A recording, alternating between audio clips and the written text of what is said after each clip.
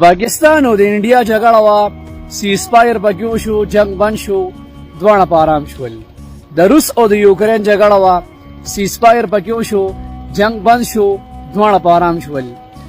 د ایران او د اسرائیل جګړه وا سیسپایر پکې وشو، جنگ بند شو، دواړه په آرام شول. خو د فلسطین او د پښتونخوا د پښتانه دا ټول عمر په جنگ کې پراته دي. دې کې نه سیسپایر کېږي، نه پکې امن راځي، نه سوارش شته، نه ولې روغې کولو والا شته، نه تپوس کولو والا شته. نه پوهېږم چې د دې بسایل دي. د کالام د یخو اواګانو نه زما ایران ته سور سلام دی. والله چې غیرتي قوم دی او غیرتي مشر ولې الله ورکړی دی. نه په کفارو رالګي او نه په عربانو رالګي. چې څوک له مخې ورځي دا مذهب ولا ماتوي. یقین وکړه اوس یې اسرائیل او امریکا پرېښي دي او په شام او قطر باندې ایښي دي.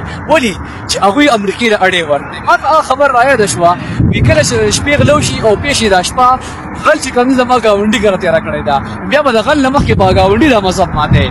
نو امریکې په ایران باندې حمله وکړې خو اډې د شام او د قطر استعمال کړې. نو اوس ایران امریکا او اسرائیل پرېښي دي او په شام او قطر باندې رېښي دي. بل نور دی په شام باندې حملې وکړې، بېګا په قطر باندې داسې ګرنیټونه او داسې میزایل فایر کړي دي چې لوګي یې باسولي دي.